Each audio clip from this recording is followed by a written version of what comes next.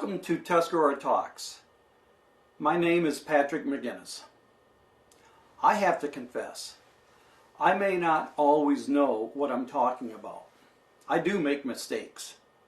Keeping facts separated from fake news is not always an easy thing to do, and in this day and age, it's nearly impossible, at times, to be correct all of the time. Case in point, at the last DDA meeting on March 18th of 2024, during public comments, I made the following statement. Quote, during the February DDA meeting, Bob Kramer, temporary appointed supervisor of Tuscarora Township, introduced Mr. John Kimball as the new chairman of the Tuscarora Township Economic Development Task Force. He replaced Mr. Bob Murdoch. Mr. Kimball then stood up during the meeting and confirmed that he is the new chairman of the Tuscarora Township Economic Development Task Force. Unquote. This is a true statement, which is easy to verify.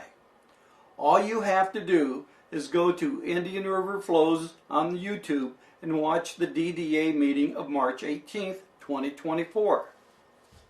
I continued my remarks by saying, quote, what I'm having a problem with is I cannot find a record of Mr. Murdoch's letter of resignation or a Tuscarora Township Economic Development Task Force meeting where he resigned. Also, I cannot find a record of the Tuscarora Township Board of Trustees voting to make Mr. Kimball the new chairman of the Tuscarora Township Economic Development Task Force. Unquote. This also is a true statement. I then continued, still well within my allotted 3-minute time limit for speaking during public comments. Quote, hopefully, Mr. Kramer will provide a copy of Mr. Murdoch's letter of resignation and the dates and minutes of the meeting where Mr. Kimball was appointed as the new chairman of the Tuscarora Township Economic Development Task Force. If these records do not exist, then it appears to me that Mr. Kramer is once again in violations of the Michigan Open Meetings Act. I'd say once again because Mr. Kramer has already received one letter of warning from the Sheboygan County prosecuting attorney.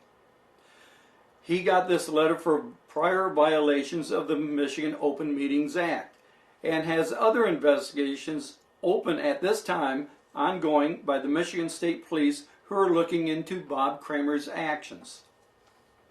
If he is in violation of this law, then I would think once again Mr. Kramer believes that he is above the law and is just flipping the bird towards the Sheboygan County Prosecuting Attorney's Office. I really hope that I'm wrong, but until Mr. Kramer produces this information, the ball is in his court. What I do expect Bob to do is to remove his glasses, throw them on the table, and shout out, fake news. Unquote. Now, I don't know if Bob removed his glasses and threw them on the table, but I do know he called out fake news. How do I know this? Simple, because at 8:15 on March 18th, just minutes after the DDA meeting closed, Mr. Kramer sent an email out to members of the DDA board. In this email, Bob wrote, quote, hi folks, yes, I will say it, fake news. We have talked to our township attorney before and the truth does not change, unquote. Bob then goes on to say, quote, advisory body without express decision-making authority is not a public body under the OMA, unquote. Bob then references the OMA handbook of 2022, page 5. As a note, OMA is short for Michigan Open Meetings Act. Once again, Bob goes on to say, and again I'm quoting, therefore, as advised previously by counsel, the EDC is not subject to OMA. Sour grapes. Sincerely, Robert A. Kramer, Lieutenant Colonel, U.S. Army, retired, Tuscarora Township Supervisor, unquote. He does give his phone number at the very end of his email. Now, if everything that Bob said in his response to my remarks that I made during the public comments of the DDA meeting is true, then I am wrong. I made a mistake. I am sorry. But how did I make this mistake? I guess it was because on July 27th, 2023, during the very first EDC board meeting, Bob told the members of the EDC board that they were subject to the OMA law. And I took Bob at his word. Boy, was I ever wrong to think I could trust anything Bob Kramer said. Maybe I will learn something from this. Let us watch a portion of the video from the July 27th, 2023 meeting, and you can see for yourself if Bob was telling the EDC board members that they were subject to the OMA laws. And then the other piece of paper I gave you is about the Open Meetings Act. I am not a lawyer, but I'm going to just give you the highlights. Decisions must be made at a public meeting. Google is wonderful. I can remember when I first started using the internet, it was called ARPANET, and it was restricted on who could access the net. But today, just about anybody can get information on most anything they want. So I went to the net and I started looking. Here are some of the statements I found concerning the Michigan Open Meetings Act. Quote, unlike most states, Michigan has a law that requires public entities, EDC is a public entity, Tuscarora Township Board is a public entity, to provide public notices of, access to, and an option for participation in meetings of a public body where discussion of and decisions in matters affecting public policies are accomplished. Unquote. To continue, quote, the intent behind these laws is to ensure governmental transparency or the ability of citizens to witness, to view, and participate in the actions of their government, unquote. This, in part, is why we video record and post the township meetings. Remember, when this board told us to get on board or get out of the way, they promised us greater transparency than ever before. How is this transparency working out for us? To answer that, let's just ask a few members of our community who were invited at public meetings to come into the office the following day and ask their questions, and their questions would be answered. But when they went to the office, asked the questions, the township officials called the police and tried to have them arrested. All this because they wanted to get clarification from a township board member. But back to the OMA question. Here's another quote. These open meeting acts, or Government in the Sunshine Acts in some states, along with the corresponding Freedom of Information Acts, also known as FOIA, form a foundation and expectation of government openness and transparency for federal, state, and local public bodies and officials, unquote. Another statement that I found during my search on the matter of OMA was this, quote, public bodies are generally described as bodies which are established by law, funded by public funds, and have authority and decision-making or legislative powers affecting public policies, unquote.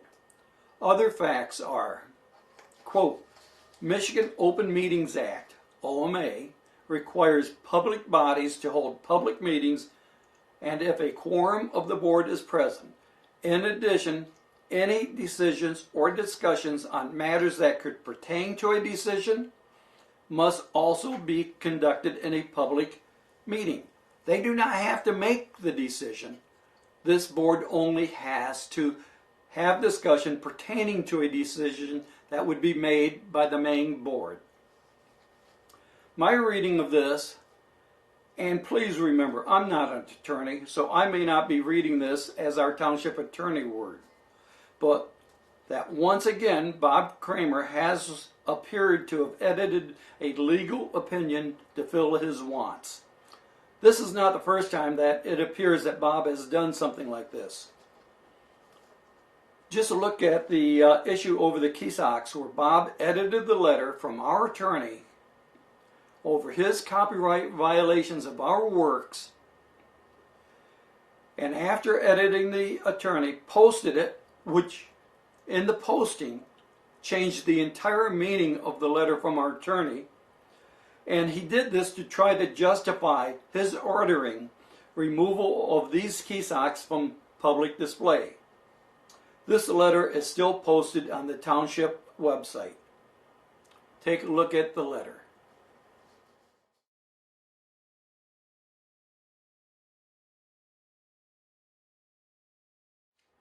I believe that Bob takes these actions because Bob does not want anyone, and I'm quoting here, to tarnish his crown. If you try to hold him accountable for his actions, he will try to crush you. He will try to discredit you. He will call the police and ask them to arrest you, or he will try to get you thrown in jail. Bob has done all of these things and more.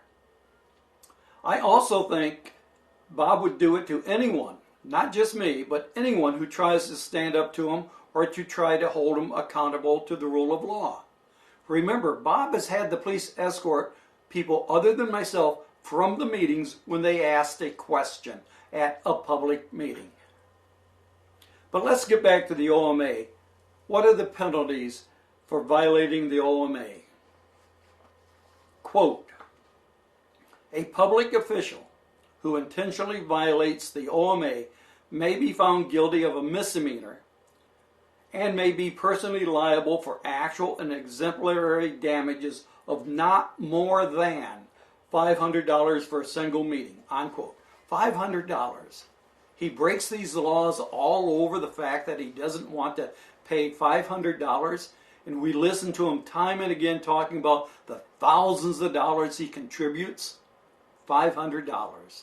Doesn't sound like a lot to me. In closing, I would like to go back to where I mentioned transparency. As most of you know, my wife Jane has a YouTube channel called Indian River Flows. This is where we post the township public meetings that we record. These meetings are unedited. By this I mean we post the video from the time the meeting is called to order until the meetings are adjourned. The only thing we do is we add what are called lower third graphics that describe the topic being discussed. As well as that, we also post in the comment sections or description section of the video a timeline of when different topics are discussed, so you can go right to that point in the video. This is done so that the public can easily find the information they are looking for. Good or bad, it is all there. We want the people in the township to be able to make informed decisions. We also leave the comments turned on so we can get any possible feedback from the public. Whether they're good comments, praising us, bad comments, demeaning us, we want to know what you think. Unlike the township, we try to be as transparent as possible. Look at this graphic of the township's postings to YouTube and see what you think.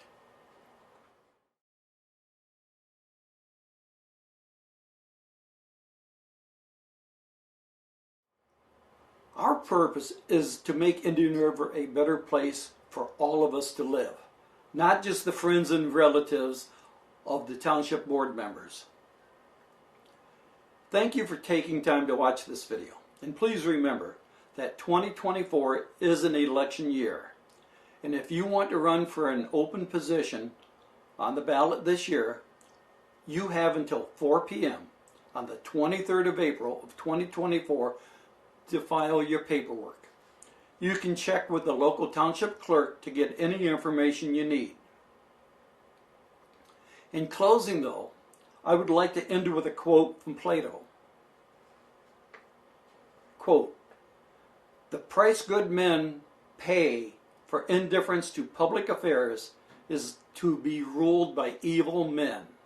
Unquote. Thank you for watching.